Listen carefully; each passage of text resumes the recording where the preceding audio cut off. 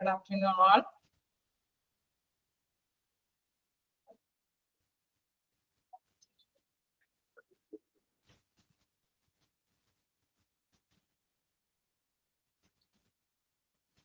അപ്പൊ നമ്മള് spillage waste ആണ് പഠിച്ചു നിർത്തിയത് അല്ലേ? ഇവിടെ വരെ നമ്മൾ എടുത്തു.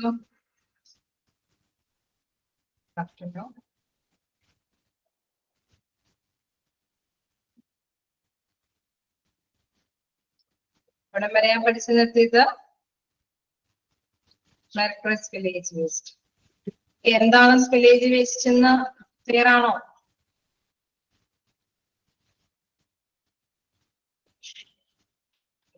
നമ്മൾ കണ്ടായിരുന്നു എന്താണ് സ്പില്ലേജ് വേസ്റ്റ് എന്ന്. ഹോസ്പിറ്റലിലെ സ്പില്ലേജ് വേസ്റ്റ് എന്ന് പറയുമ്പോൾ ഇത്തിരി കൂടി ശ്രദ്ധ കേന്ദ്രീകരിക്കേണ്ട ഒന്നാണ്. കാരണം അവിടെ അണുക്കൾ അല്ലെ ഉണ്ടാവാൻ സാധ്യതയുണ്ട്, അസുഖങ്ങൾ വരാനായിട്ടുള്ള സാധ്യതയുണ്ട്.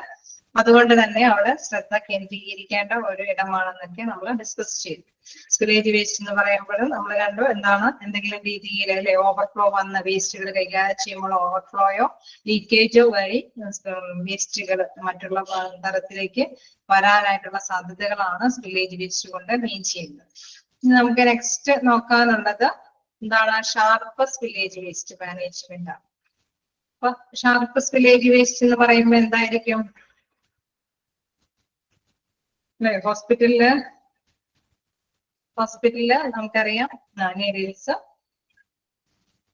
നമുക്കറിയാം അവിടെ അല്ലെ മൂർച്ചയേറിയ എന്തെങ്കിലുമൊക്കെ വസ്തുക്കൾ ഉപയോഗിച്ചിട്ടൊക്കെ ട്രീറ്റ്മെന്റിന്റെ ഭാഗമെന്ന് സിസേഴ്സ് ഉപയോഗിക്കും, നീഡിൽസ് ഉപയോഗിക്കും, പെൻ പോലെയുള്ള കത്തികൾ ഉപയോഗിക്കും. അങ്ങനെ വ്യത്യസ്ത നമുക്കറിയാം ഓപ്പറേഷൻ തിയേറ്ററിലൊക്കെ ആവുമ്പോൾ അല്ലെ മുറിക്കാൻ മുറിവുണ്ടാക്കാനൊക്കെ ആയിട്ട് അത്തരത്തിലുള്ള എക്യുപ്മെന്റ്സ് ഒക്കെ ഉപയോഗിക്കും. അപ്പൊ ഇത്തരത്തിലുള്ള നൈഫ് ഓക്കെ കത്തികളൊക്കെ ഉപയോഗിക്കും. അപ്പൊ ഇത്തരത്തിലുള്ള മൂർച്ചയുള്ള വസ്തുക്കള് കൈകാര്യം ചെയ്യുമ്പോഴും നമുക്കറിയാം ഈ തിയേറ്ററിലൊക്കെ ഓപ്പറേഷൻ ചെയ്യുന്ന സമയത്തൊക്കെ അണുക്കൾ നിറഞ്ഞ ഭാഗങ്ങളൊക്കെ ആയിരിക്കും കട്ട് ചെയ്യേണ്ടി വരുന്നത്. അതല്ലെങ്കിൽ നമ്മൾ ഇങ്ങനെ വലിച്ചെടുക്കുന്നത് നീഡിൽ ഉപയോഗിച്ചിട്ട് അണുക്കളുള്ള ചിലപ്പോ ബ്ലഡുകളായിരിക്കാം വലിച്ചെടുക്കുന്നത്, അല്ലെങ്കിൽ ഫ്ലൂയിഡ്സുകളൊക്കെ ആയിരിക്കാം നമ്മൾ ക്യാച്ച് ചെയ്യുന്നത്. അങ്ങനെ എടുക്കുന്ന സമയത്തൊക്കെ എന്തെങ്കിലും അല്ലെ ഏതെങ്കിലും രീതിയിൽ ഈ ഒരു എക്യുപ്മെന്റിന്റെ ഈ ഒരു സിറിഞ്ചുമയോ അല്ലെങ്കിൽ നീഡിൽസുമോ നൈഫുമോ അല്ലെങ്കിൽ സിസേഴ്സുമൊക്കെ അണുക്കൾ പറ്റിപ്പിടിക്കാൻ സാധ്യതയുണ്ട്. ഇത് നമ്മൾ കൃത്യമായിട്ടല്ല ഹാൻഡിൽ ചെയ്യണമെങ്കിൽ അല്ലെ വല്ലോടത്തൊക്കെ കൊണ്ടുവന്ന് വെച്ച് കഴിഞ്ഞാൽ അണുക്കൾ നിറഞ്ഞ ഭാഗങ്ങളെല്ലാം കൈകാര്യം ചെയ്തിട്ട് സിസേഴ്സ് ഒക്കെ വല്ലോടത്തും കൊണ്ടുവന്നൊക്കെ വെച്ച് കഴിഞ്ഞ് ആ ഭാഗത്തൊക്കെ എന്താണ് അണുക്കൾ പറ്റിപ്പിടിക്കാനുള്ള സാധ്യതയുണ്ട്. അതുകൊണ്ട് തന്നെ അത് കെയർഫുൾ ആയിട്ട് തന്നെ ഹാൻഡിൽ ചെയ്യണം, ശ്രദ്ധയോടുകൂടി ഹാൻഡിൽ ചെയ്യേണ്ടതാണ്. Sharp spillage waste which consists of needles, scalpels and other sharp medical tools. Scalpels എന്ന് പറയുന്നത് പെൻ പോലെയുള്ള കത്തികളെയാണ് സ്കാൽപ്പൽസ് എന്ന് പറയുന്നത്. And other sharp medical tools can cause injury and infection to healthcare workers and others. അതായത് നമുക്കറിയാം അവിടെയുള്ള വർക്കേഴ്സിന്റെ ഇടയിലും ഏതെങ്കിലും രീതിയിലുള്ള ഇൻഫെക്ഷൻ വരാം. ഒപ്പം തന്നെ അല്ലെ നമുക്കറിയാം പേഷ്യൻസ് ആണെങ്കിൽ ചിലപ്പോൾ പേഷ്യൻസിനും എന്തെങ്കിലും അണുക്കളൊക്കെ വന്ന് എന്തെങ്കിലും അസുഖങ്ങൾ വരാനായിട്ടുള്ള സാധ്യതയുണ്ട്. കോണ്ടാക്ട് വിത്ത് അതുമായി ബന്ധപ്പെടുന്ന എല്ലാവരും. Here are some steps for managing sharp spillage waste. Okay, അപ്പൊ ഇതിന്റെ ഒരു പ്രത്യേകത അനുസരിച്ചിട്ട് എന്താണ് ഈ ഷാർപ്പ് സ്പില്ലേജ് വേസ്റ്റ് എന്താണ്? ഷാർപ്പ് സ്പില്ലേജിൽ നമ്മൾ മനസ്സിലാക്കി ഏതെങ്കിലും രീതിയിൽ ഇത്തരത്തിലുള്ള എക്യുപ്മെന്റ്സുകൾ കോണ്ടാക്ട് ചെയ്യുന്നവരിലാണ് എന്ത് നമുക്ക് ഇൻഫെക്ഷൻ ഒക്കെ വരാനായിട്ടുള്ള സാധ്യതയുണ്ട്. അതുകൊണ്ടാണ് അതുമായി ബന്ധപ്പെട്ട സ്റ്റെപ്പുകൾ പ്രധാനമായിട്ടും പറയുന്നത്. ഫസ്റ്റ് വൺ പറയുന്നത് എന്താണ്? Use safety protective equipment. സാധാരണ എല്ലാത്തിനും പറയുന്ന മാതിരി തന്നെ എന്താണ് പ്രൊട്ടക്റ്റീവ് എക്യുപ്മെന്റ് യൂസ് ചെയ്യണം. എന്താണ് പ്രൊട്ടക്റ്റീവ് എക്യുപ്മെന്റ് എന്ന് പറയുന്നത്? എന്തൊക്കെയാണ് പ്രൊട്ടക്റ്റീവ് എക്യുപ്മെന്റ്? സേഫ്റ്റി പ്രൊട്ടക്റ്റീവ് എക്യുപ്മെന്റ്സിൽ എന്തൊക്കെ പെടാം?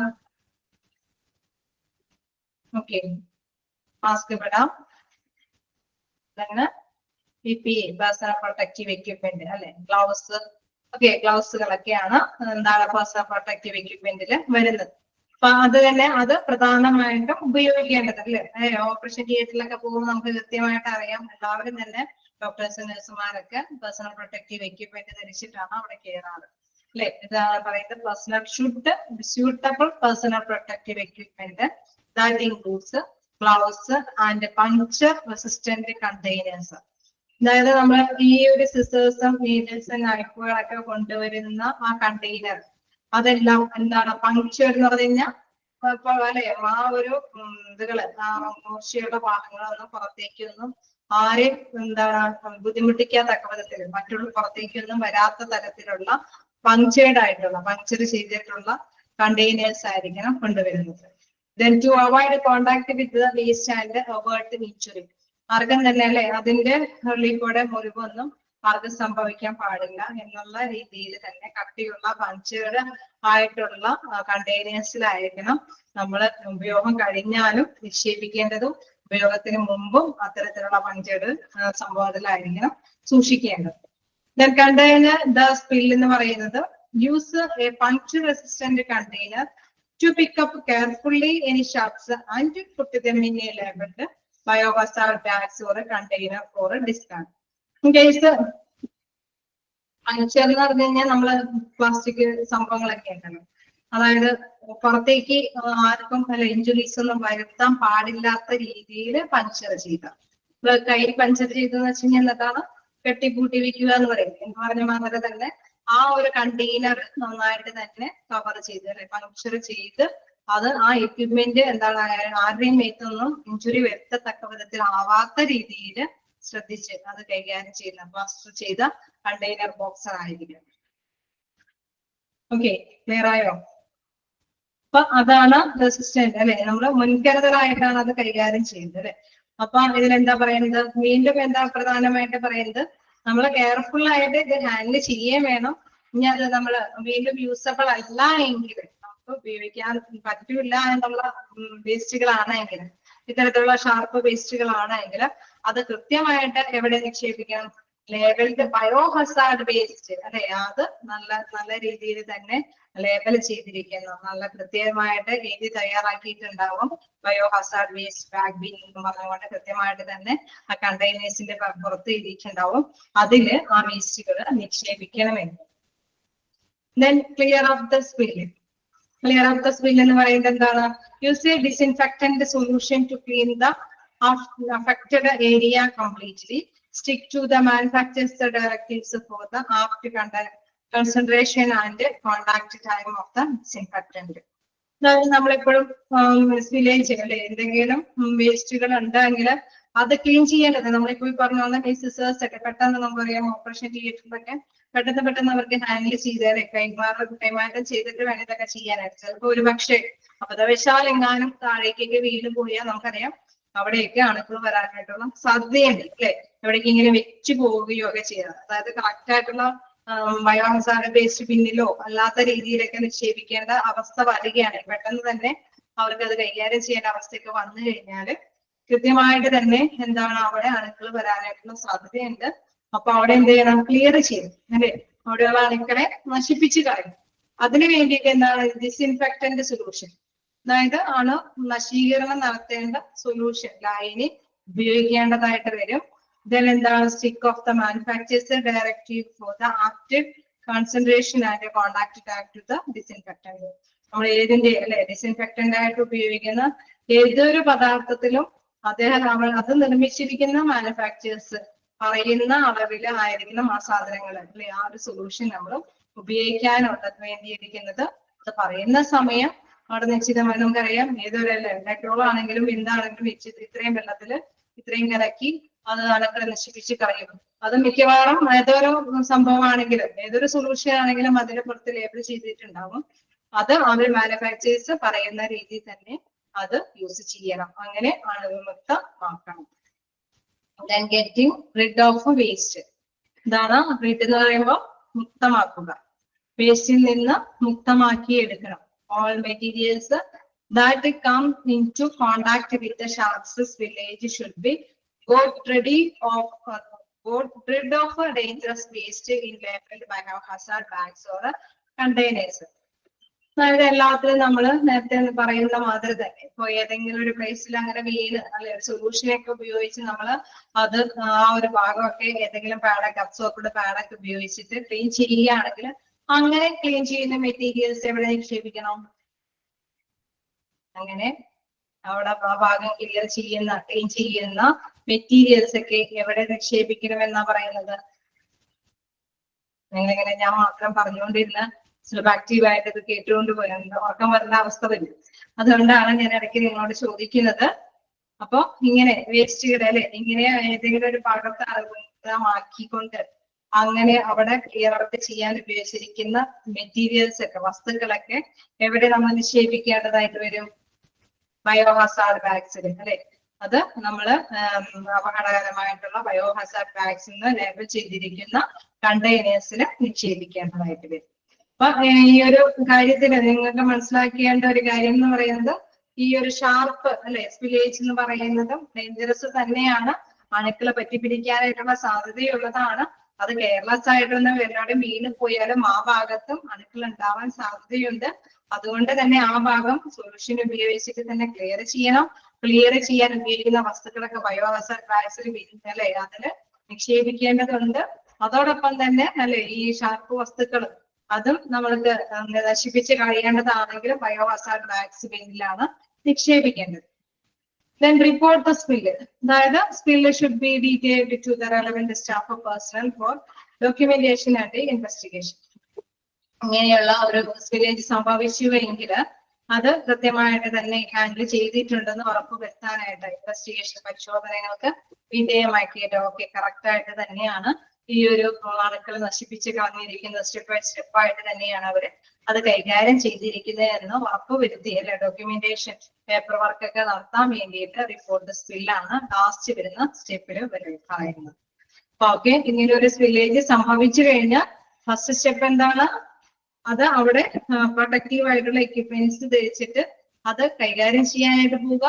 ദെൻ എന്താണ് അത് ആ ഒരു ഭാഗം അല്ലെ അത് കെയർഫുൾ ആയിട്ട് തന്നെ കൈകാര്യം ചെയ്യാനായിട്ട് നമ്മൾ പഞ്ചർ റെസിസ്റ്റന്റ് കണ്ടെയ്നേഴ്സ് ഉപയോഗിച്ചിട്ടാണ് കൈകാര്യം ചെയ്യേണ്ടത്. ഒപ്പം തന്നെ ആ വേസ്റ്റ് ആയിട്ടാണ് അത് നമ്മൾക്ക് നശിപ്പിച്ച് കളയേണ്ട ഒരു ഇതാണ് എങ്കിൽ അല്ലെ വേസ്റ്റ് ആണ് എങ്കിൽ കൃത്യമായിട്ട് തന്നെ ലേബൽ ചെയ്തിരിക്കുന്ന ബയോഹസാർഡ് ബാഗിൽ ലേബൽ ചെയ്ത പിന്നീട് നിക്ഷേപിക്കണം.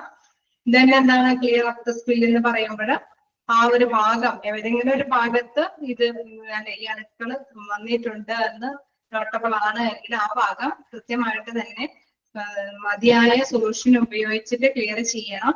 മാനുഫാക്ചേഴ്സിന്റെ ഡയറക്ഷൻ അനുസരിച്ചിട്ട് മതിയായ സമയം എടുത്തൊക്കെ അവിടെ ക്ലിയർ ചെയ്യണം. ദെൻ എന്താണ് വീണ്ടും വേസ്റ്റിൽ നിന്ന് മുക്തമാക്കാൻ വേണ്ടിയിട്ട് ആ ഡേഞ്ചറസ് ആയിട്ടുള്ള അവിടെ ഉപയോഗിച്ചിരിക്കുന്ന മെറ്റീരിയൽസ് എല്ലാം ലേബൽഡ് ബയോഹസാർഡ് ബാഗ്സിൽ അല്ലെങ്കിൽ കൃത്യമായിട്ട് തന്നെ എഴുതി തയ്യാറാക്കിയിരിക്കുന്ന കണ്ടെയ്നേഴ്സിൽ നിക്ഷേപിക്കണം. ലാസ്റ്റ് വേണ്ട എന്താണ് റിപ്പോർട്ട് സ്പില്ല്.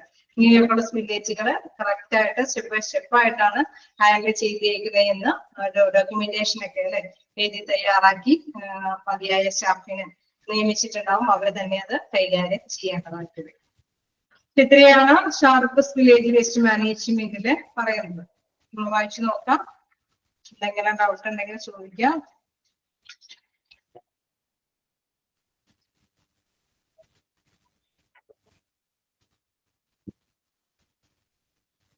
അപ്പൊ നിങ്ങൾക്ക് ഇത്തിരി കൂടി സ്പീഡ് മനസ്സിലായി പോകുന്നില്ലേ? ഒന്ന് രണ്ടെണ്ണത്തിന്റെ കഴിയുമ്പോ അതിന്റെ തന്നെ കണ്ടിന്യൂവേഷനിലാണ് എല്ലാം തന്നെ അല്ലെ. മാനുഫാക്ചേഴ്സ് പറയുന്ന മാതിരി തന്നെ ഡിസ്ഇൻഫെക്ഷൻ അത് ഉപയോഗിക്കുക, വേസ്റ്റിൽ നിക്ഷേപിക്കുക അല്ലെ, എല്ലാം അത് തന്നെയാണ് ഫോളോ ചെയ്യുന്നത്.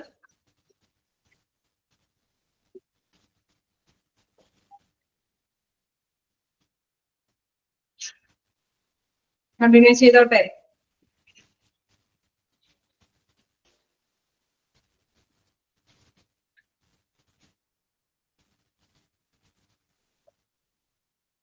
ാണോ? എന്തെങ്കിലും ഡൗട്ടുകളുണ്ടോ?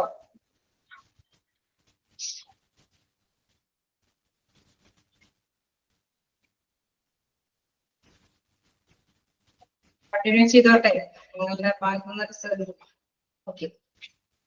എന്തെങ്കിലും ഡൗട്ടുകൾ ഉണ്ടെങ്കിൽ ചോദിച്ചു പോകുക കേട്ടോ. ഇനി നെക്സ്റ്റ് എന്ന് പറയുന്നത് കെമിക്കൽസ് വില്ലേജ് വേസ്റ്റ് ആണ്. കെമിക്കൽസ് വില്ലേജ് വേസ്റ്റ് നമ്മൾ പറഞ്ഞിരുന്നു വ്യത്യസ്ത തരത്തിലുള്ള വില്ലേജുകൾ ഹോസ്പിറ്റലിൽ സംഭവിക്കാമെന്ന് പറഞ്ഞു. ഏതൊക്കെ തരത്തിലുള്ള വില്ലേജുകൾ വരാമെന്ന് പറഞ്ഞത് ആദ്യം തുടങ്ങിയൊന്ന് ഓർമ്മയുണ്ടോ നോക്കട്ടെ. ഒന്ന് പെട്ടെന്ന്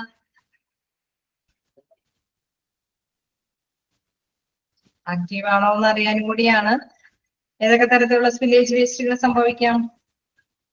ഹോസ്പിറ്റലാകുമ്പോൾ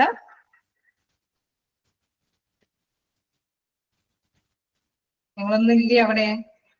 okay, blood, body fluids, chemical spillage waste, mercury spillage waste, fluids,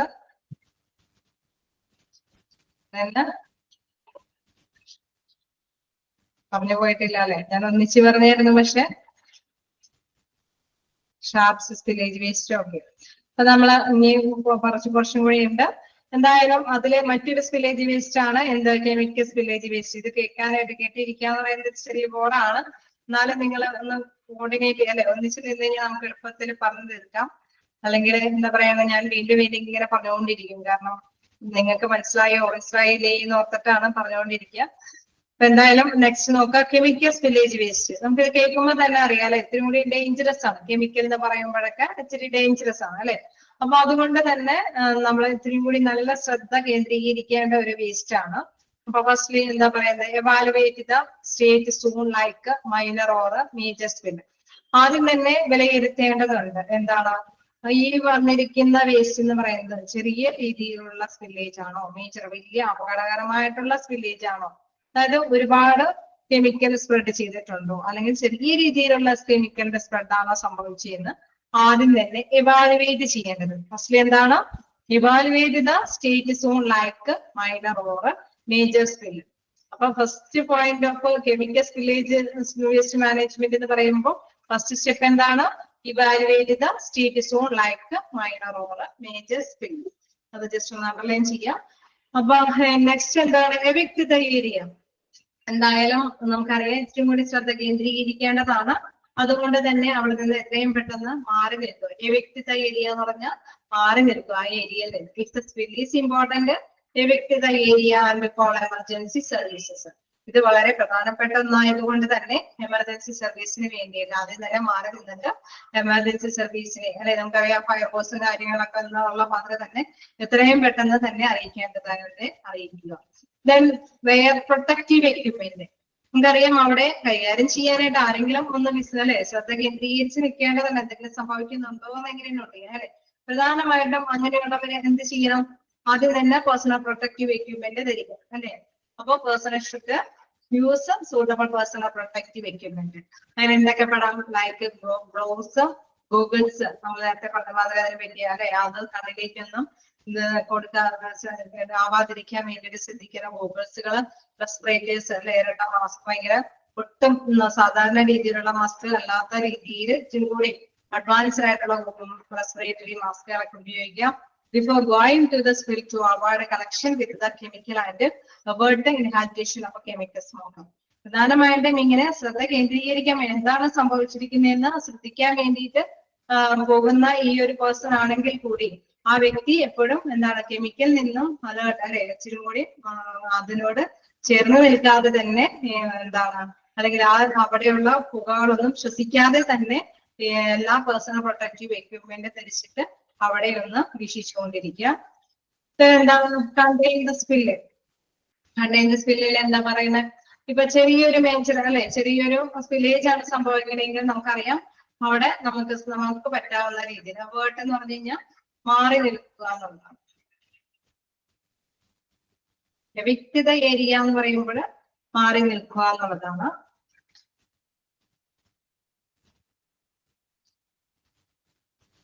എവാർട്ട് എന്ന് പറയുന്നതും ഒഴിവാക്കുക എന്നുള്ളതിനെയാണ് മീൻ ചെയ്തത്. ഇവിടെ മാറി ഒഴിവാക്കുക എന്ന് പറയുന്നത് നമ്മൾ ശ്വസിക്കുന്ന ഒരു അല്ലെ, അതിൽ നിന്ന് മാറി നിൽക്കും. then എന്താണ് കണ്ടെയ്ൻ ദ സ്പിൽ എന്ന് പറയുമ്പോൾ പ്ലേസ് നമ്മൾ പറഞ്ഞു, ചെറിയൊരു സംഭവമൊക്കെ ആണെങ്കിൽ നമുക്ക് തന്നെ അല്ലെ അവിടെയുള്ള വർക്കേഴ്സിന് സ്റ്റാഫുകൾക്ക് തന്നെ അത് കൈകാര്യം ചെയ്യാൻ പറ്റും. യൂസ് അബ്സോർബന്റ് മെറ്റീരിയൽസ് വെച്ച് absorbent pads to contain the spill and prevent it from spreading. അതായത് നമുക്ക് പറ്റാവുന്നത് ചെറിയ കെമിക്കലൊക്കെ ആണെങ്കിൽ അതിന് മുൻകരുതലായിട്ടുള്ള പേഴ്സണൽ പ്രൊട്ടക്റ്റീവ് എക്യുപ്മെന്റ് ഒക്കെ ധരിച്ചിട്ട് അവിടെ പോയിട്ട് അബ്സോർബന്റ് മതിയായ രീതിയിൽ വലിച്ചെടുക്കാൻ പറ്റുന്ന തരത്തിലുള്ള പാഡുകൾ ഉപയോഗിച്ചിട്ട് കെമിക്കൽസ് അത് വലിച്ചെടുക്കാനായിട്ട് കൊടുക്കുക. ഒപ്പം തന്നെ ശ്രദ്ധിക്കേണ്ട ഒരു കാര്യം, എപ്പോഴും നമ്മളിങ്ങനെ ക്ലീൻ ചെയ്യുമ്പോൾ ശ്രദ്ധിക്കേണ്ട ഒരു മാറ്റർ എന്ന് പറയുന്നത് സ്പ്രെഡ് ചെയ്യാതെ സൂക്ഷിക്കുകയും വേണം.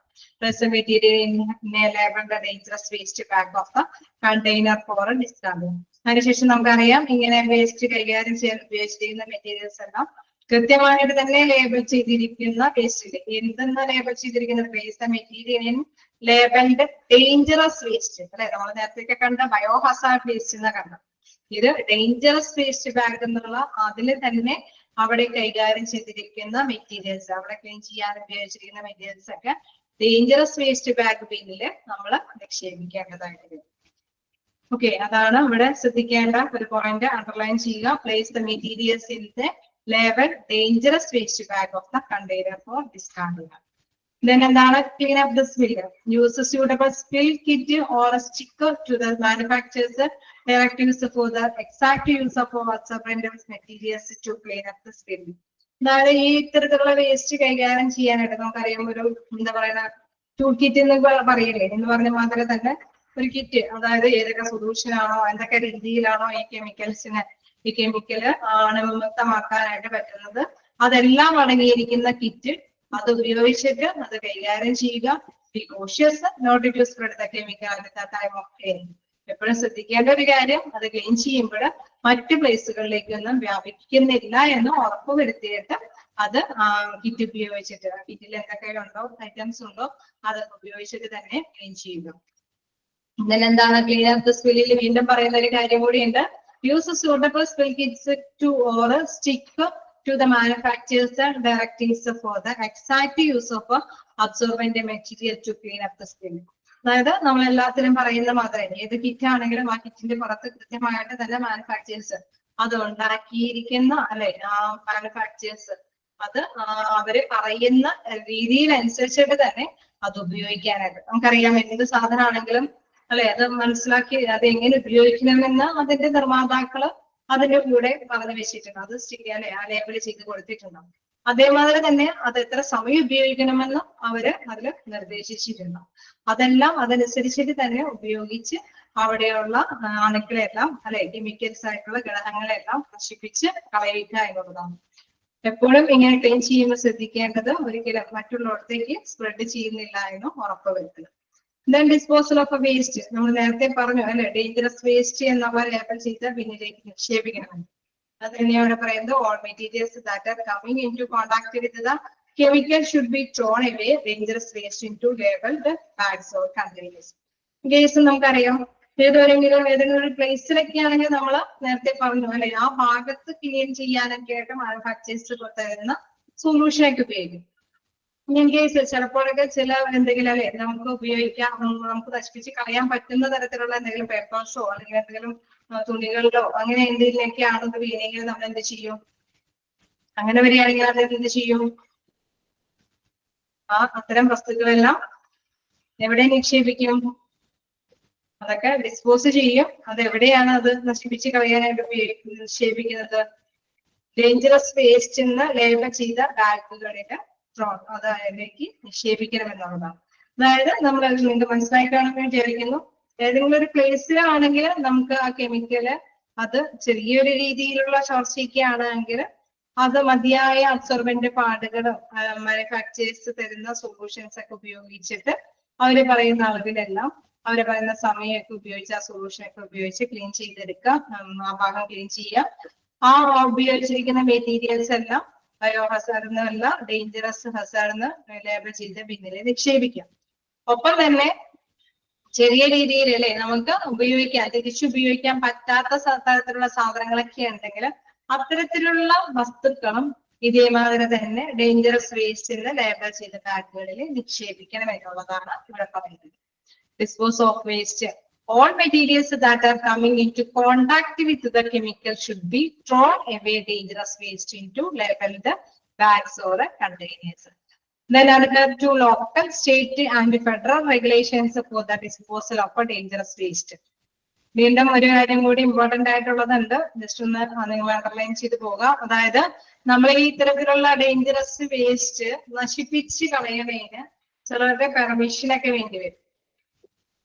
അതായത് നമുക്ക് കുറച്ച് ഒരു തീ കൂട്ടിയിട്ടിട്ട് ഇത്തരത്തിലുള്ള കെമിക്കൽസ് ആയിട്ട് നമ്മൾ അവിടെ ക്ലീൻ ചെയ്ത മെറ്റീരിയൽസ് എല്ലാം കൂടി ഒളിച്ചു കൊണ്ട് കത്തിച്ച് നശിപ്പിക്കാനായിട്ട് പറ്റില്ല. എന്തുകൊണ്ടാണ് അങ്ങനെ പറ്റില്ല എന്ന് പറയുന്നത്? എന്തെങ്കിലും കാരണം കൊണ്ടാണോ അങ്ങനെ നമുക്ക് ഇങ്ങനെ ഒന്നിച്ച് തീ കൂട്ടി നശിപ്പിച്ച് കളയാൻ പറ്റില്ല എന്ന് പറയുന്നത്?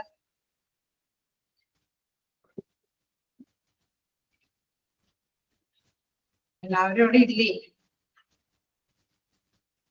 പൊല്യൂഷൻ, ഓക്കെ, മലിനീകരണം സംഭവിക്കും അല്ലെ, എൻവയറമെന്റിന് പൊല്യൂഷൻ സംഭവിക്കാനായിട്ടുള്ള സാധ്യതയുണ്ട്. അതുകൊണ്ടാണ് അങ്ങനെ നശിപ്പിച്ച് കളയാൻ പറ്റില്ല എന്ന് പറയുന്നത്. അപ്പൊ എന്താണ്, ഇങ്ങനെ പൊല്യൂഷൻ സംഭവിക്കുന്നത് കൊണ്ട് തന്നെ പല പെർമിഷനും കൂടിയും ആവശ്യമാണ്. എന്തിന്റെയൊക്കെ പെർമിഷൻ, എവിടത്തേക്ക് പെർമിഷൻ ആവശ്യമാണ്?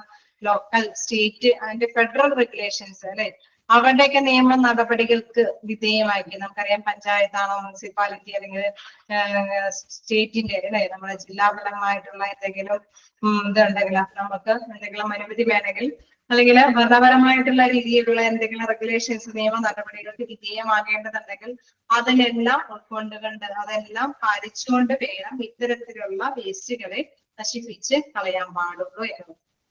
അപ്പൊ എന്താണ്, കെമിക്കൽസ് വില്ലേജ് വേസ്റ്റ് നശിപ്പിച്ച് ഡിസ്പോസ് ചെയ്യണമെങ്കിൽ എന്തെല്ലാം കാര്യങ്ങൾ നിയമ നടപടികൾക്ക് വിധേയമാകേണ്ടതുണ്ട്? Local, state and federal regulations. Next എന്താ പറയുന്ന, റിപ്പോർട്ട് സ്കില്ല്. എല്ലാത്തിലും പറയുന്ന മാതിരി നമ്മൾ ഇത്രയും ഡേഞ്ചറസ് ആയിട്ടുള്ള കാര്യമായതുകൊണ്ട് കൃത്യമായിട്ടുള്ള രീതിയിലാണോ ഈ ഒരു അല്ലെ നശിപ്പിച്ച് കളയ പ്രവർത്തനം നടത്തിയിരിക്കുന്നത് എന്ന് ഉള്ളത് ഏതെങ്കിലും സ്റ്റാഫിനെ കൊണ്ടൊക്കെ കൃത്യമായിട്ട് തന്നെ ഇൻവെസ്റ്റിഗേഷൻ നടത്തേണ്ടതുണ്ട്. അടുത്തത് വെച്ച് കഴിഞ്ഞാൽ വഹിക്കുക എന്നുള്ളത്. മാനുഫാക്ചേഴ്സ് പറയുന്നതിന് അനുസരിച്ചിട്ട് നമ്മളത് കൈകാര്യം ചെയ്യണം. വഹിക്കുക എന്നാണ് അതിൽ മീൻ ചെയ്യുന്നത്. ഓക്കെ, എന്താണ് റിപ്പോർട്ട് സ്പീലിൽ പറയുന്നത്? Spills should be reported to the concerned staff for documentation and investigation. അതായത് കൺസേൺഡ് ആയിട്ടുള്ള അതിന് വ്യക്തമായിട്ടുള്ള പേഴ്സൺ തന്നെ അത് മതിയായ പേഴ്സൺ തന്നെ അത് നോട്ട് ചെയ്ത് ഇൻവെസ്റ്റിഗേഷൻ പരിശോധനകളൊക്കെ നടത്തി കൃത്യമായിട്ട് തന്നെയാണ് അത് കൈകാര്യം ചെയ്യുന്നത് എന്നുള്ളത് ഉറപ്പുവരുത്തേണ്ടതുണ്ട്. നമുക്കറിയാം എന്തെങ്കിലും ലീഗൽ ഇഷ്യൂസ് ഒക്കെ വന്നു കഴിഞ്ഞാൽ ഇങ്ങനെ ഒരു വില്ലേജ് വേസ്റ്റ് സംഭവിച്ചിട്ടാണെന്നൊക്കെ പറഞ്ഞ എന്തെങ്കിലുമൊക്കെ കേസുകളും കെട്ടിപ്പൊക്കിയൊക്കെ വന്നു കഴിഞ്ഞാൽ അല്ലെ നമ്മുടെ എവിഡൻസ് എന്ന് പറയുന്നത് ഇത് കൃത്യമായിട്ടാണ് കൈകാര്യം ചെയ്തതെന്നുള്ള റിപ്പോർട്ടായിരുന്നു. അപ്പൊ അത്തരത്തിലുള്ള കാര്യങ്ങൾ അതുകൊണ്ട് തന്നെ ഇത്തരം കേസുകൾ കൈകാര്യം ചെയ്യുമ്പോൾ റിപ്പോർട്ടുകൾ തയ്യാറാക്കേണ്ടതുണ്ട്. അത് കൺസേൺഡ് സ്റ്റാഫാണ് ആ ഡോക്യുമെന്റേഷൻ ഇൻവെസ്റ്റിഗേഷൻ ഒക്കെ നടത്തുന്നത്. ഓക്കെ, ഇതിന്റെ തന്നെ ഒരു ഭാഗം കൂടി പറയുന്നുണ്ട്. അതായത് കെമിക്കൽസ് വില്ലേജ് വേസ്റ്റിന്റെ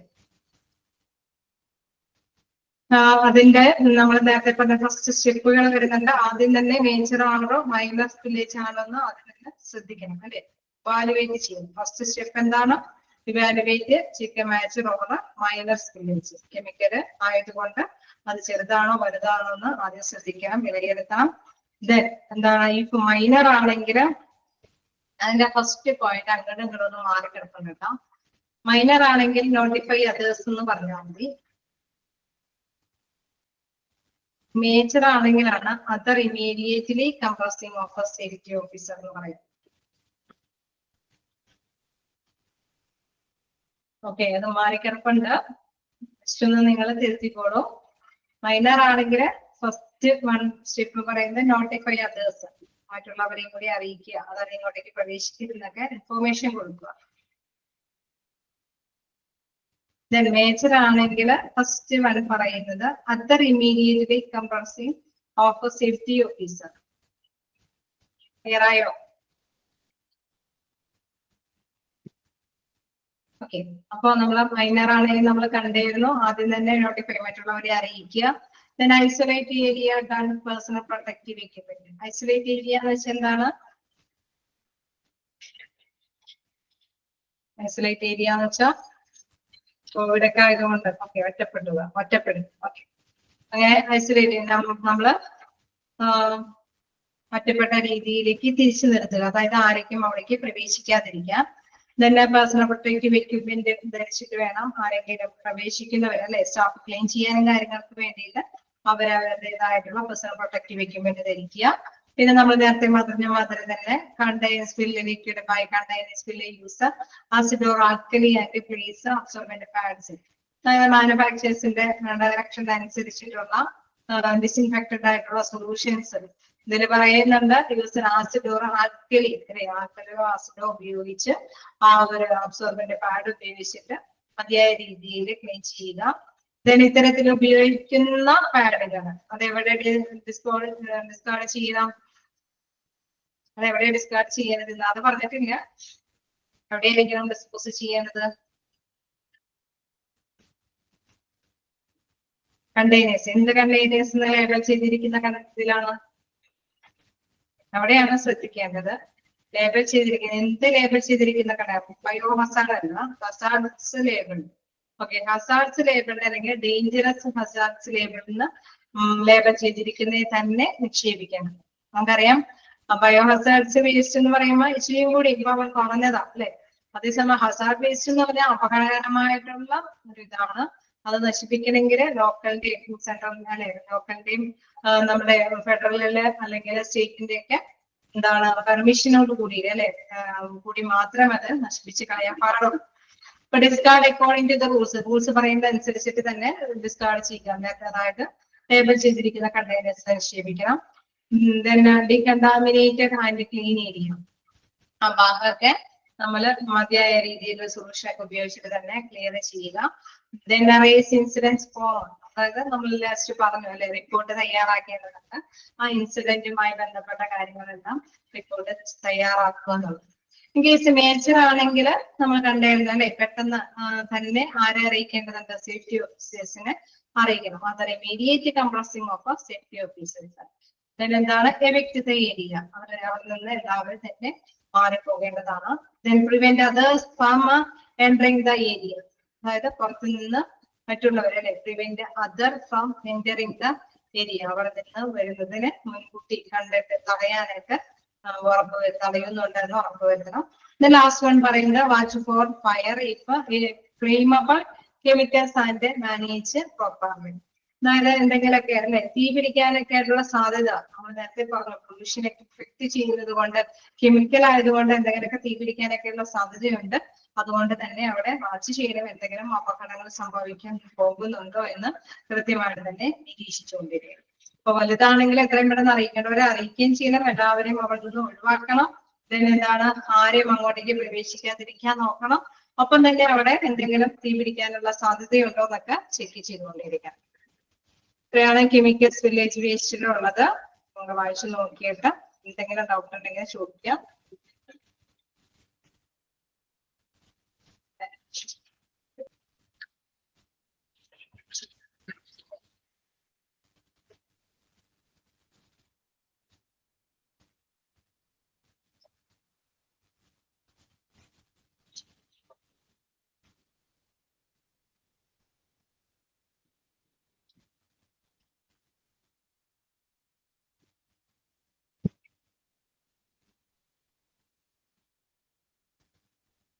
ഓക്കെ, എന്തെങ്കിലും ഉണ്ടെങ്കിൽ ചോദിക്കാം.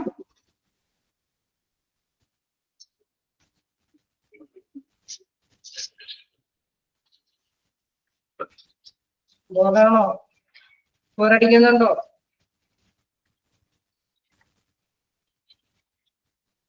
നിങ്ങളെ കൊണ്ട് തന്നെ പറയിപ്പിക്കാൻ പറ്റില്ല. അടുത്തത് നിങ്ങളെ കൊണ്ട് തന്നെ കുറച്ച് പറയിപ്പിക്കാം. അപ്പൊ ആ ഒരു ഇത് മാറിക്കോളും. റെസ്പോണ്ട് ചെയ്യാത്തത് കൊണ്ടാണ് ഞാൻ അങ്ങനെ ചോദിക്കുന്നത്. അധികം പേരും റെസ്പോണ്ട് ചെയ്യുന്നില്ല. ഇനി നെക്സ്റ്റ് നമുക്ക് നോക്കാം. കണ്ടിന്യൂ ചെയ്യാലോ? എന്തെങ്കിലും ഡൗട്ടുകളുണ്ടോ? നെക്സ്റ്റ് എന്ന് പറയുന്നത് റേഡിയോ ആക്റ്റീവ് വില്ലേജ് വേസ്റ്റ്. അപ്പൊ നമ്മൾ പല വില്ലേജ് വേസ്റ്റുകളെയും കണ്ടു. ഇനി റേഡിയോ ആക്റ്റീവ് വില്ലേജ് വേസ്റ്റ് ആണ്. റേഡിയേഷൻ എന്താണ്, എപ്പോഴാണ് അത് എടുക്കുന്നത്? സറി വരുമ്പോൾ റേഡിയേഷൻ വരും. പിന്നെ ക്യാൻസർ ട്രീറ്റ്മെന്റുമായി ബന്ധപ്പെട്ട റേഡിയേഷൻ വരും. ഓക്കെ, നിങ്ങൾക്ക് മനസ്സിലായി. അപ്പൊ എന്താണ് റേഡിയോ ആക്റ്റീവ് വില്ലേജ്? അതുമായി ബന്ധപ്പെട്ടൊക്കെ വരുമ്പോഴും അതിന്റെ ഒരു ചെറിയ ലീക്ക് ഔട്ട് എന്ന് പറയുന്നതും എന്താണ് പ്രധാനമായിട്ടുള്ള വേസ്റ്റ് തന്നെയാണ്. Radioactive village can be dangerous to human health and environment to taken for managing radioactive village waste. അപ്പൊ വ്യത്യസ്ത തരത്തിലുള്ള സ്റ്റെപ്പുകൾ ഇതുമായി ബന്ധപ്പെട്ട് എടുക്കേണ്ടതായിട്ട് വരുന്നു. ഫസ്റ്റ് വൺ പറയുന്നത് എവാക്യുവേറ്റ് ദ ഏരിയ. എന്താണ് എവാക്യുവേറ്റ് ദ ഏരിയ? ഫസ്റ്റ് വായിക്കാം.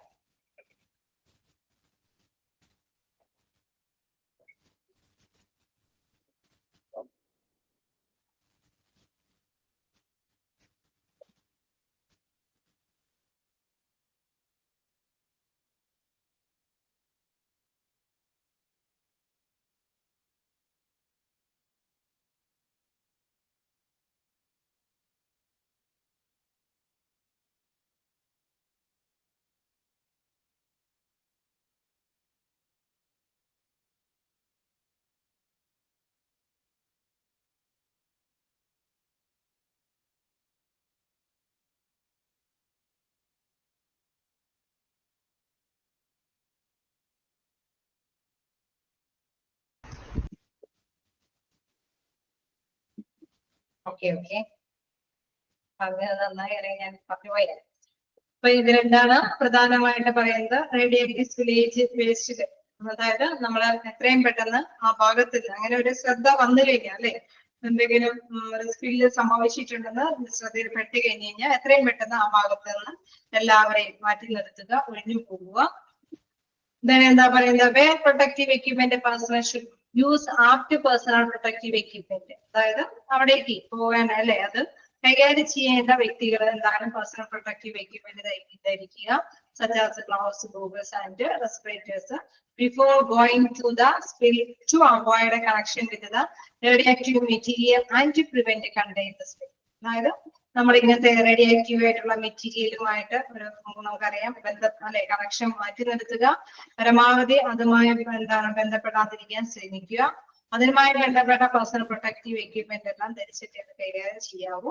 ഇൻ കേസ് ചെറിയൊരു കാര്യമൊക്കെ ആണെങ്കിൽ എന്താണ് അബ്സോർബന്റ് മെറ്റീരിയൽസ് അല്ലെ അത് വലിച്ചെടുക്കാൻ പറ്റുന്ന മതിയായ മെറ്റീരിയൽസ് ഉപയോഗിക്കുക, like sand or absorbent pads to contain the spill and prevent it from spreading. എപ്പോഴും അത് സ്പ്രെഡ് നമ്മളിപ്പോ ഒരു തീയൊക്കെ ഭയങ്കരമായിട്ട് പടർന്നു പിടിക്കുകയാണെങ്കിൽ എന്താ ചെയ്യാം? വെള്ളം ഇല്ല, വെള്ളം എത്തിച്ചിട്ടില്ല, പെട്ടെന്ന് എത്തിക്കാൻ പറ്റില്ല, അപ്പൊ എന്താ ചെയ്യാം? പെട്ടെന്ന് ഒരു തീ പടർന്ന് പിടിക്കാതിരിക്കാനായിട്ട് എന്തെങ്കിലും ചെയ്യോ?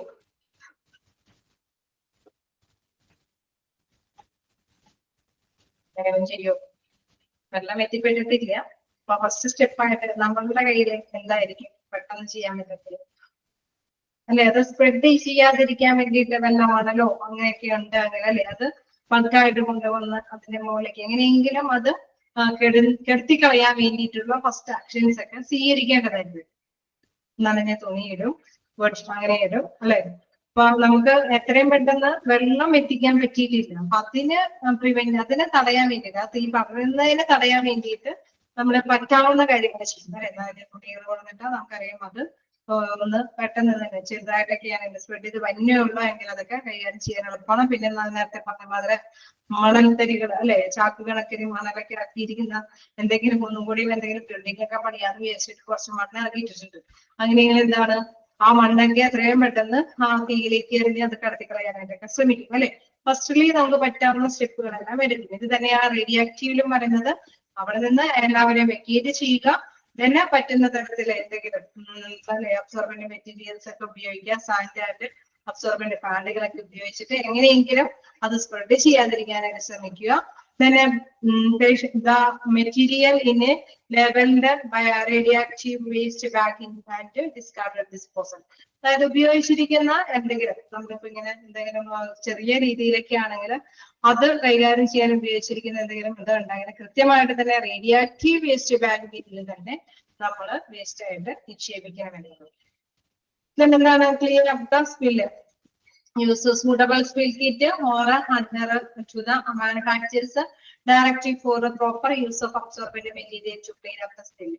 അതായത് ആ സ്പില്ല് ക്ലീൻ ചെയ്യാൻ വേണ്ടിയിട്ട് അത് മതിയായ അളവിൽ ആ വേസ്റ്റ് വലിച്ചെടുക്കാൻ പറ്റുന്ന തരത്തിലുള്ള മാനുഫാക്ചേഴ്സ് ഡയറക്റ്റ് ചെയ്യുന്ന രീതിയിലുള്ള കാര്യങ്ങൾ ഉപയോഗിച്ചിട്ട് തന്നെ അവിടെ ക്ലീൻ ചെയ്യുക.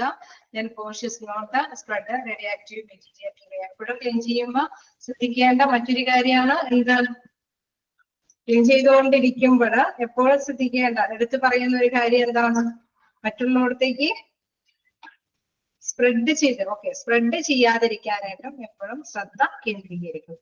ഒപ്പം തന്നെ എന്താണ് dispose of waste. Dispose of waste എന്താ പറയുന്നത്? all materials that comes into contact with the radioactive materials should be discarded as radioactive waste in labeled bags or containers. ഇവിടെ പറയുന്നത് നമ്മൾ ബയോഹസാർഡ് ബാഗ്സ് എന്നല്ല, ഡേഞ്ചറസ് വേസ്റ്റ് ബാഗ്സ് എന്നല്ല, പിന്നെ എന്തെന്നാ പറയുന്നത്, എന്താണ്, radioactive waste in labelled bags or containers. കൃത്യമായിട്ട് റേഡിയോആക്റ്റീവ് വേസ്റ്റ് എന്ന് ലേബൽ ചെയ്തിരിക്കുന്ന കണ്ടെയ്നേഴ്സിലൊക്കെ നിക്ഷേപിക്കണം. Follow local, state and federal regulations for the disposal of radioactive waste. ഈ വേസ്റ്റുകളെ നശിപ്പിച്ച് കളയാൻ എന്തിന്റെയൊക്കെ റെഗുലേഷൻസ് ഒക്കെ ഫോളോ ചെയ്യേണ്ടി വരും? ഇതിന്റെയൊക്കെ റെഗുലേഷൻസ് ഫോളോ ചെയ്യേണ്ടതായിട്ട് വരും? പറയൂ. Local, okay, local, state and federal regulations അല്ലെ, മൂന്നും തന്നെ പാലിക്കേണ്ടതായിട്ട് വരുന്നുണ്ട്. ലാസ്റ്റ് വൺ പറയുന്നു, okay, report the spill. Spill should be intimated to the concerned staff for documentation and investigation. ഇത്തരത്തിലുള്ള സ്പില്ലേജ് സംഭവിച്ചിട്ടുണ്ടെങ്കിൽ നമുക്കറിയാം ഇത്തിരി കൂടി ഡേഞ്ചറസ് ആണ്. അത് പിന്നീട് എന്തെങ്കിലും ലീഗൽ ഇഷ്യൂസ് ഒക്കെ വരാൻ സാധ്യതയൊക്കെ ഉള്ളതാണ്. അതുകൊണ്ട് തന്നെ കറക്റ്റ് ആയിട്ട് ഇത് കൈകാര്യം ചെയ്തിരിക്കുന്ന പ്രോപ്പർ മാനറിലാണ് എന്ന് റിപ്പോർട്ട് തയ്യാറാക്കാനായിട്ടുള്ള കൺസേൺഡ് സ്റ്റാഫ് അത് കൈകാര്യം ചെയ്യേണ്ടതുണ്ട്. ഇവയാണ് റേഡിയോആക്റ്റീവ് സ്പില്ലേജ് വേസ്റ്റ് മാനേജ്മെന്റിൽ പറഞ്ഞിരിക്കുന്നത്. ജസ്റ്റ് വായിച്ചു നോക്കാം.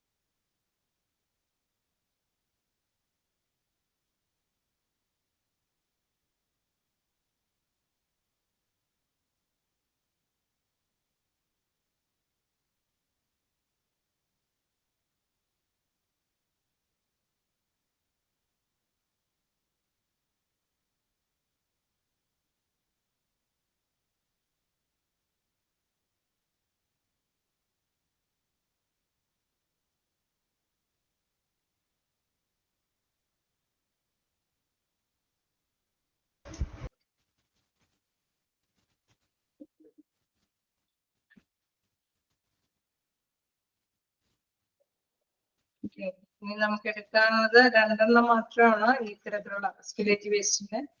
എന്താണ്? ലബോറട്ടറിയുടെയും ഫാർമസ്യൂട്ടിക്കൽ സ്പില്ലേജ് വേസ്റ്റ്. അയച്ചു നോക്കിയോ?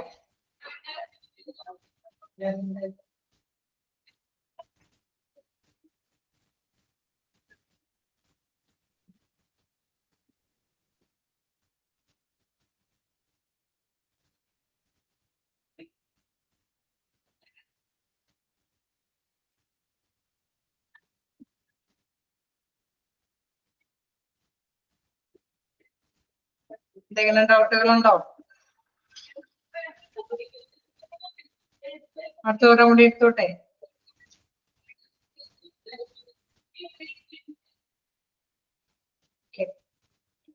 ക്ലിയർ അല്ലേ? എന്തെങ്കിലും ഡൗട്ടുകൾ ഉണ്ടോ ഇതുവരെ എടുത്തതില്?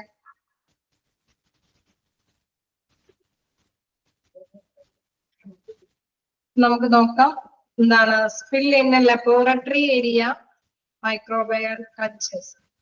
ലബോറട്ടറി ഏരിയയിലെ സ്പില്ല് അല്ലെ, ഇത്തരത്തിലുള്ള സ്പില്ലേജ് നമ്മൾ പറഞ്ഞു അല്ലെ, വ്യത്യസ്ത തരത്തിലുള്ള ഡയഗ്നോസിസും കാര്യങ്ങളൊക്കെ നടത്തുമ്പോൾ ലബോറട്ടറിയിൽ അല്ലെങ്കിൽ എന്താണ് പേഴ്സൺസ് കിടന്ന രോഗികളൊക്കെ അവരെ ഇന്ന് കാര്യങ്ങളൊക്കെ അവരുടെ ഡ്രസ്സൊക്കെ ചേഞ്ച് ചെയ്യുന്ന കാര്യങ്ങളുടെ സമയത്തൊക്കെ അങ്ങനെ വ്യത്യസ്ത തരത്തിലുള്ള രീതിയിൽ നമുക്ക് സ്പില്ലേജ് വരാമെന്ന് പറഞ്ഞു. അപ്പൊ ഇതിൽ പ്രധാനപ്പെട്ട കാര്യം എന്ന് പറയുന്നത് ലബോറട്ടറി ഏരിയകളിൽ സ്പില്ലേജ് വരാനായിട്ടുള്ള സാധ്യത. അതുമായി ബന്ധപ്പെട്ടാണ് use personal protective equipment, lab coat, chemical resistant gloves, safety glasses and mask. Mask എന്നല്ല, മാസ്ക് ആണ്.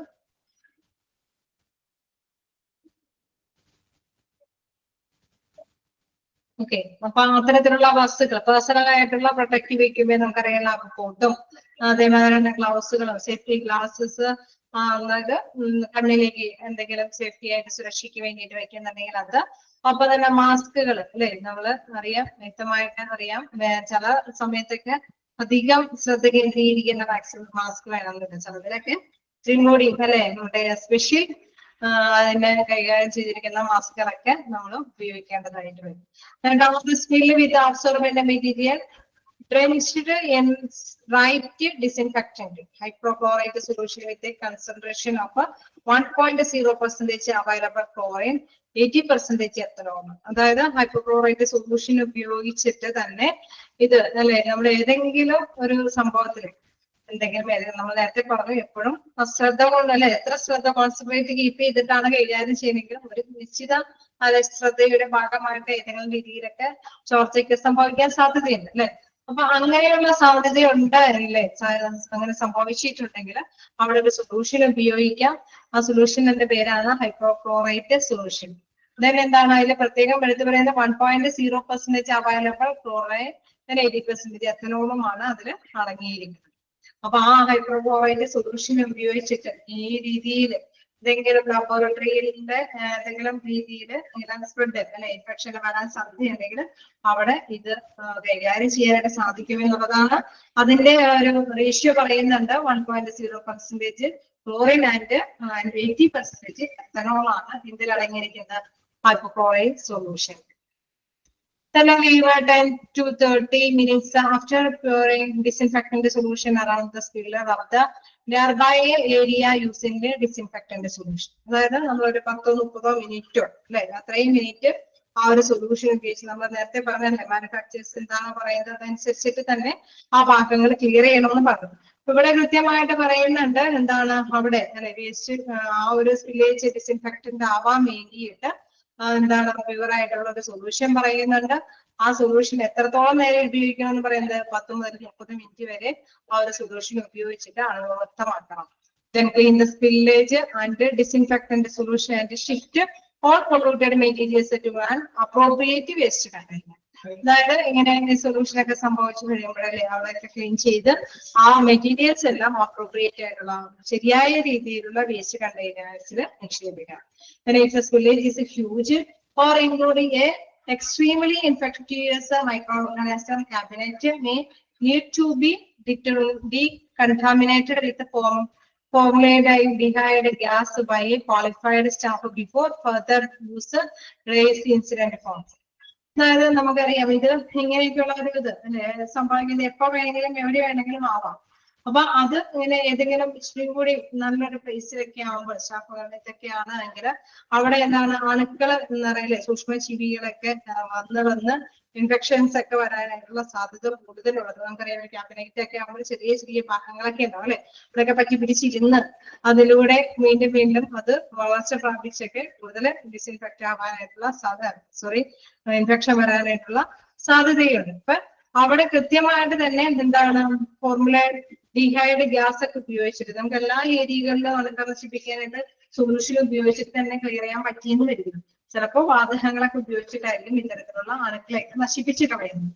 അത് ക്വാളിഫൈഡ് ആയിട്ടുള്ള സ്റ്റാഫ് കൃത്യമായിട്ട് തന്നെ അത് കൈകാര്യം ചെയ്യും. ലാസ്റ്റ്ലി നമ്മൾ എപ്പോഴും പറയുന്ന മാത്രമേ തന്നെ staff before further race incidence form. അതായത് ഇതെങ്ങനെയാണ് കൈകാര്യം ചെയ്തതെന്ന് വ്യക്തതയുണ്ടാവാൻ വേണ്ടിയിട്ട് കൺസേൺഡ് സ്റ്റാഫ് ഇൻവെസ്റ്റിഗേഷൻ ഒക്കെ നടത്തി അത് ഫോർമാറ്റ് ചെയ്യാനുള്ളത്. അപ്പൊ അത്രയാണ് spillage in laboratory area microbiology culture എന്ന് പറയുന്നത്. അതായത് സ്പില്ലേജ് വേസ്റ്റ് എന്ന് പറയുന്നത് ഒരു നിങ്ങളിങ്ങനെ കേട്ടിരുന്ന് പോവാന്ന് പറയുന്ന ഒരു ബോറടിക്കുന്ന ചാപ്റ്റർ ആണ്. പക്ഷെ ഇടയ്ക്ക് നിങ്ങളൊന്ന് ആക്റ്റീവായിട്ട് തന്നെ ഞാൻ പറയുമ്പോഴെങ്കിലും നിങ്ങളൊന്ന് കോപ്പറേറ്റ് ചെയ്ത് സംസാരിക്കുക ചെയ്യാം. അല്ലെങ്കിൽ നമ്മളിങ്ങനെ ബോറായി പോകുന്ന ഒരു സബ്ജക്റ്റ് ആണ്. ഇനി നമുക്ക് ലാസ്റ്റ്ലി എടുക്കാനുള്ളത് എന്തായാലും ഞാൻ ഇന്ന് എടുക്കുന്നില്ല. ഒരെണ്ണം കൂടി ഉള്ളൂ. എന്താണ് ഫാർമസ്യൂട്ടിക്കൽ സ്പില്ലേജ് വേസ്റ്റ്. ഓക്കെ അല്ലേ? എന്തെങ്കിലും ഡൗട്ടുകൾ ഉണ്ടെങ്കിൽ ചോദിക്കാം.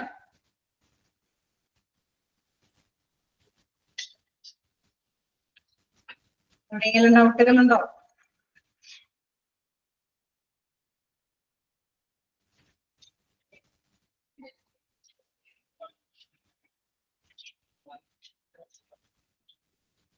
ഇതാണ് റേഡിയോ ആക്റ്റീവ് സ്പില്ലേജ് വേസ്റ്റ് എന്നുള്ളത്. അതേമാതിരി തന്നെ ലബോറട്ടറിയിലെ സ്പില്ലേജ് വേസ്റ്റ് അല്ലെ.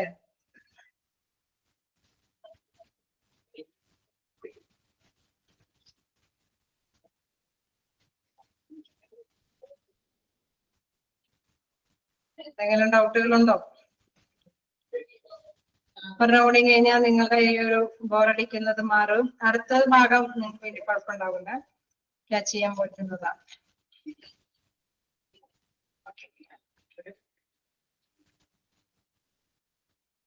അടുത്ത ദിവസം വരുമ്പോ വായിച്ചുകൊണ്ട് തന്നെ വരാട്ട സിലേജ് വേസ്റ്റ്. ഓക്കെയാണോ? എന്തെങ്കിലും ഡൗട്ടുകൾ ചോദിക്കാനുണ്ടോ? പതിയെ പതിയെ എല്ലാവരും ഒന്ന് സ്കിപ്പായി. ഒന്നാമത്തെ സിലേജ് വേസ്റ്റ് ആയതുകൊണ്ടാണെന്ന് അറിയില്ല.